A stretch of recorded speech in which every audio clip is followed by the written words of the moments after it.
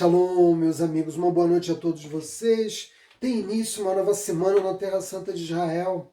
E para aqueles que têm acompanhado o nosso canal no YouTube e também a nossa plataforma no Facebook, não é difícil perceber que durante a semana eu basicamente concentro as minhas mensagens em dois eixos fundamentais. Ou eu falo das celebrações do calendário judaico, como Pesach, Hanukkah, Yom Kippur, Rosh Hashanah, Shavuot, Sukkot, entre outros, ou eu me dedico ao estudo da porção semanal da Torá, e a razão para isso é evidente. A Torá é a fonte de toda a sabedoria, e dela nós podemos extrair as mais valiosas lições que nos ajudam a tomar as decisões de nossa vida. Mas essa mensagem que eu compartilho com vocês logo após o término do Shabat, em Motzei Shabat, ela não fala, quase sempre, ela não fala nem das celebrações do calendário judaico e também não fala da porção semanal da Torá. Eu procuro oferecer uma mensagem, né, que seja o resultado das principais questões que me são enviadas como perguntas ou reflexões. Eu procuro chamar a atenção de temas que são temas paralelos da ética judaica para nos ajudar a iniciar uma nova semana. E nas últimas 30 horas eu recebi duas mensagens, uma publicada no nosso último vídeo no YouTube, onde uma pessoa me pergunta, resumidamente, se Deus realmente existe. E se existe alguma evidência de que a Torá foi escrita por Deus. E uma outra pergunta me foi enviada pelo WhatsApp há poucas horas, em que a pessoa pergunta qual é a origem de Deus. Porque Eva e Adão e Rishon foram criados por Akadosh Baruch Hu, Adão, né, criado do barro, e as gerações que se seguiram não conheciam os seus pais. Mas quem são os pais de Akadosh Baruch Hu?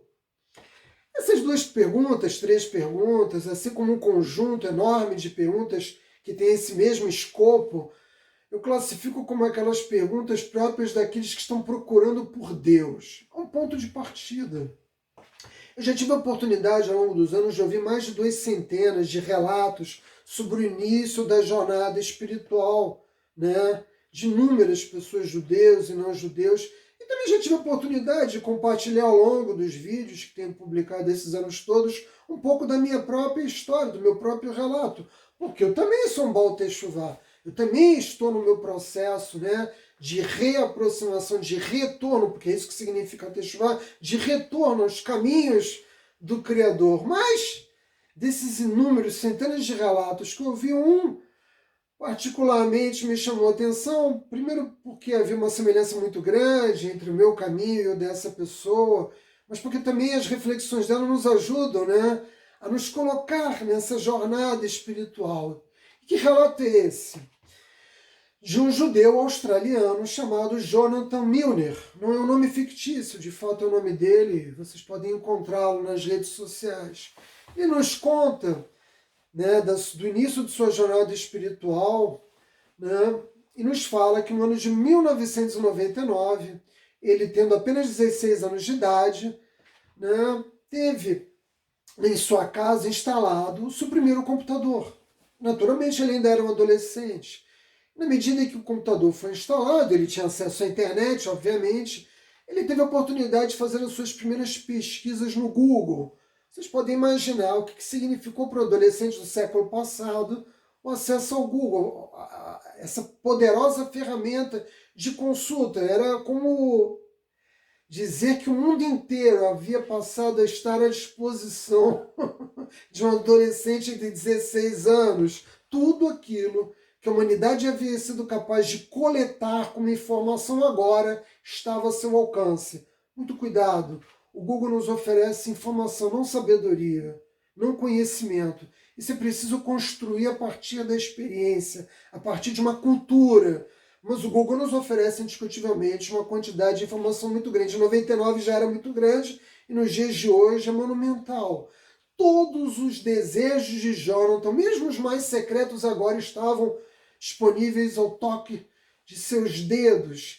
E Jonathan nos revela que a primeira consulta que ele fez no Google foi truques para vencer os jogos da Nintendo. Ele era só um adolescente, como vocês podem imaginar, o seu campo de preocupações ainda não era de natureza espiritual. Ele tinha como campo de preocupação aquelas preocupações típicas de um jovem, né, judeu de classe média, de uma comunidade na Austrália. Mas a verdade é que para ele com o tempo, o Google acabaria se tornando um grande amigo. E ele é um grande amigo para todos nós, né? Nós devemos confessar isso. Por quê? Porque para Jonathan era a oportunidade de ter o acesso dele de noite ou de dia, não importa, né? Informação disponível para a construção de ensaios de biologia, de pesquisas, de estudo de história, tudo estava à sua disposição. E é verdade que conforme o tempo foi passando, ele escolheu a sua faculdade, fazendo uma consulta no Google, porque o Google dizia as melhores instituições, as suas características, as suas aventuras nas selvas sul-americanas só seriam possíveis graças às consultas, né, para poder fazer a escolha do melhor turismo. Depois da sua pós-graduação, ele também escolheu através de consultas originalmente feitas no Google, de modo que Jonathan nos diz que se não fosse pelos seus bons conselhos, os bons conselhos do Google, tudo na vida dele teria sido um desastre. Definitivamente eu não concordo com essa parte, mas eu reconheço o significado dessas palavras. Nós nos tornamos cativos e até em grande medida prisioneiros de toda a informação disponível no Google. De modo que Jonathan nos relata que até os 22 anos de idade ele tinha uma vida que corria relativamente bem para um típico homem de 22 anos de idade que vivia na Austrália. O que significa que tudo corria bem? Nós temos muitas caixas, me permitam utilizar essa imagem, caixas onde nós colocamos as coisas importantes das nossas vidas, trabalho, família, estudo, relacionamento, diversão. E todas essas caixas, para Jonathan, estavam relativamente preenchidas, mas havia uma caixa que estava vazia. Havia uma caixa que precisava ser preenchida. E que caixa era essa? A da espiritualidade. Aos 16 anos de idade, Jonathan não se importava em preencher a caixinha da sua espiritualidade, mas aos 22, ele teve muita sorte, porque eu levei muito mais tempo do que ele para me preocupar em preencher essa caixinha na minha vida.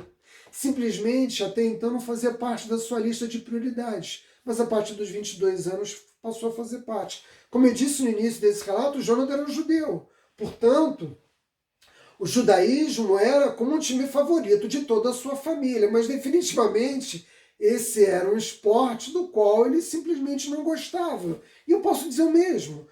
Eu tinha um respeito enorme pelo judaísmo, reconhecia, né, a importância da observância por membros da minha família, mas eu não me reconhecia, né, de modo que, embora como judeu tivesse os ingressos para sentar nas primeiras fileiras da arquibancada dos jogos, ou seja, embora eu tivesse acesso, né, tanto à comunidade judaica como a uma sinagoga para estar em Rosh Hashanah, Yom Kippur, Shavuot, Sukkot, Pessa, Hanukkah, como eu chamei a atenção no início, definitivamente eu comparecia muito pouco a esses jogos. E é o que Jonathan nos conta também.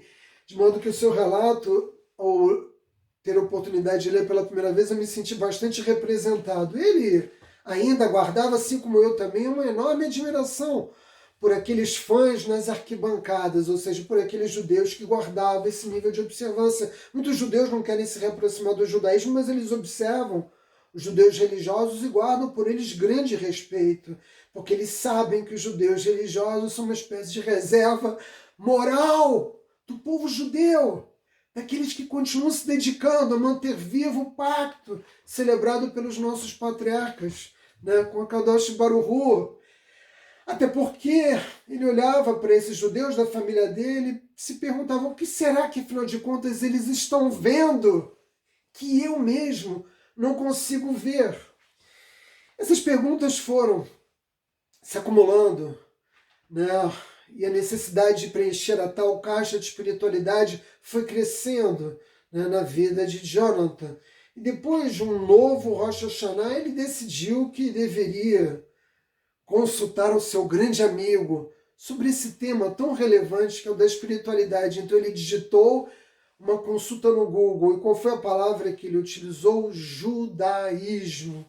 Meus amigos, o processo de Teshuvá, ele tem inícios muito distintos. Eu estou relatando para vocês um deles. A forma como Jonathan Milner vai se aproximar, se reaproximar do judaísmo. Mas existem muitas formas. Um rabino que faz um convite para você passar o Shabat na casa dele, um texto que chega nas suas mãos, Hashem se encarrega de reaproximar todos os judeus do povo judeu. E Hashem também se encarrega de oferecer a cada ser humano uma oportunidade de reencontrar o Criador.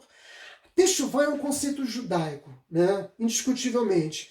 Mas a Teshuvá não é uma propriedade do povo judeu. Todo ser humano deve retornar ao Criador. É claro que a Teshuvá feita por um judeu é diferente da Teshuvá feita por um não-judeu, porque ele não está retornando ao judaísmo.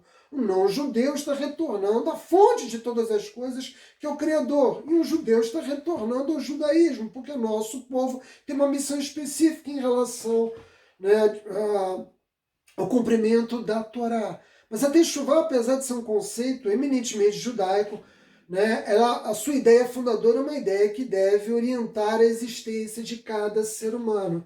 E ele encontrou, vocês podem imaginar, em 1999, quando ele digitou judaísmo, ele encontrou muitas fontes. Hoje, esse é literalmente um campo minado. Se você digitar agora judaísmo, vão ser talvez centenas de milhares de fontes disponíveis. E por que eu chamo de campo minado? Porque a maioria das pessoas engole e rumina lixo religioso sob a consigna de judaísmo. As pessoas estão perdidas. Eu devo dizer a vocês que 99% de todas as pessoas que me acompanham nas redes sociais, quando eu vou lá e olho quais são as comunidades que elas frequentam, onde elas dão like, né, aquelas comunidades que elas se tornaram amigas, eu devo dizer que 99% dos casos eu não aprovo. Eu não aprovo o fato das pessoas estarem se alimentando de todo esse lixo religioso. Então elas vêm aqui ao meu canal, assistem o shiurim que eu ofereço, gostando ou não, e depois elas vão para outros. É evidente que existe muita coisa boa, eu mesmo divulgo na nossa plataforma, no Pérolas da Sabedoria Judaica, rabinos sérios que oferecem Torá Kasher, mas para cada, né, recurso virtual disponível acerca do judaísmo que possa ser qualificado como de boa qualidade, como kasher, existem 1000 outros que são verdadeiro lixo. E as pessoas se alimentam disso o tempo todo. Mas Jonathan teve sorte. Jonathan teve sorte e ele selecionou um artigo chamado Apaixonando-se pelo Judaísmo, cujo autor também é muito conhecido do judaísmo, Rav Nahum Braverman. Inclusive a filha dele também escreve muito na plataforma do Aisha Torá, que é uma plataforma que eu tenho a oportunidade de traduzir inúmeros textos para colocar à disposição. Então, Jonathan começou através desse artigo, né, apaixonando-se pelo judaísmo. E ele, conforme nos relata, esperou que ninguém na sala o estivesse vendo para que ele pudesse ler o texto. Por que esse medo? Por que essa vergonha? Jonathan vivia algo que é muito comum entre nós. As pessoas, elas são dotadas de um certo cinismo, um cinismo que é construído culturalmente, que nos faz crer que todo religioso, que toda religiosidade, que toda busca pela espiritualidade é feita por pessoas que se comportam de maneira irracional, de maneira ilógica, de maneira a se deixar conduzir pelo fanatismo religioso. Tem pessoas na minha família que me acham fanáticos, né, que me consideram fanático, né, que faz parte de uma versão fanática do judaísmo, que são os judeus ortodoxos. E, sobretudo, esse cinismo é fundado na ideia de que toda religiosidade é anticientífica. E é por isso que quando uma pessoa inicia o processo dela de aproximação da Torá, a fonte de toda a verdade, ela tem muito medo da repreensão das pessoas que vivem com ela, da comunidade que ela frequenta, sobretudo se ela tiver como eu uma origem no seio da intelectualidade, da universidade, né? As pessoas simplesmente viram as costas para elas e dizem que você perdeu o rumo e que esse caminho que você seguiu é um caminho absolutamente irracional. Então Jonathan teve muito cuidado, né, de começar a fazer essa leitura escondida das outras pessoas. Mas a verdade é que uma primeira leitura se seguiu uma segunda, uma terceira, uma quarta, de modo que ele passou a analisar o texto metodicamente. E muitas perguntas surgem, de modo que eu posso voltar ao início do que eu disse antes. Como sabemos que existe de fato Deus? Qual é a evidência de que a Torá foi escrita realmente por Akadosh Baruch Hu? São perguntas que qualquer pessoa que inicia um processo de jornada espiritual se faz. E como Jonathan teve a sorte, né, de ter contato com o judaísmo de verdade, ele seguiu estudando e ele descobriu que todas essas perguntas tinham respostas. Né? Nós não sabemos qual é a origem de Deus, naturalmente, mas nós sabemos que Deus existe, podemos demonstrar isso de muitas formas, assim como podemos também provar que Deus escreveu a Torá através de fundamentos lógicos, de fundamentos racionais. Então ele pôde avançar na sua reflexão, se nutrindo, né, da sabedoria contida no povo judeu. E o que acontece quando uma pessoa segue esse caminho? As barreiras vão caindo. Aquele sistema de defesa que é montado sob a ideia de que toda religiosidade é uma fé sem intelecto, né, sem raciocínio lógico, foi caindo. E quando você percebe que o judaísmo e o estudo da Torá, eles não rejeitam a ciência, muito pelo contrário, a Torá é a fonte de todo conhecimento científico. E a ciência foi, ao longo dos séculos, comprovando cada uma das verdades contidas na Torá. E ele, nesse caminho, passou a se nutrir de uma forma mais intensa da literatura judaica. Lembre-se, ele era um judeu, ele é um judeu. Então, ao se dirigir para o trabalho no carro, ele ouvia vídeos, ouvia áudios. Quando ele estava no seu trabalho, ele também ouvia áudios. Quando ele estava em casa, sem que tivesse que fazer os afazeres domésticos, ele ouvia ou assistia. Ele passou a realizar um estudo que muitos de nós viveram esse processo, muitos estão vivendo e muitos outros ainda iam viver. E, curiosamente, o seu grande amigo, o Google, se tornou o seu principal navegador em busca dessa verdade fundamental, dessa verdade existencial. E tudo isso ele fez, basicamente, sem sair do próprio lugar onde ele se encontrava, porque o Google nos oferece uma ferramenta virtual para nós termos acesso a uma grande quantidade de informação. Jonathan, assim como muitos de nós, tropeçou na verdade. Esse tropeço não foi casual. Deus abriu caminho para Jonathan e ele abre para todos nós. De modo que, quando nós tropeçamos na verdade, eu tenho visto muito isso ao longo desses anos, muitas pessoas que tropeçam na verdade, elas ficam apavoradas porque elas não sabem aonde esse caminho vai levá-las. E muitos, quando percebem também aonde isso vai levá-las, recuam. Né? A maioria das pessoas recuam porque elas acham que esse não é o melhor caminho para estar.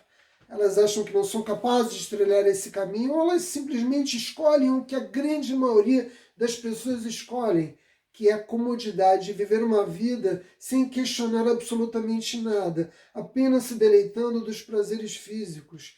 Mas Jonathan não fez isso, ele mergulhou profundamente na literatura judaica, no estudo da Torá, e ele passou então aí a frequentar as sinagogas e a se reunir com outros judeus para estudar a Torá. Até que chegou um momento inevitável para Jonathan. Ele digitou no Google voos a Jerusalém, meus amigos. Shavuot Tov para todos vocês.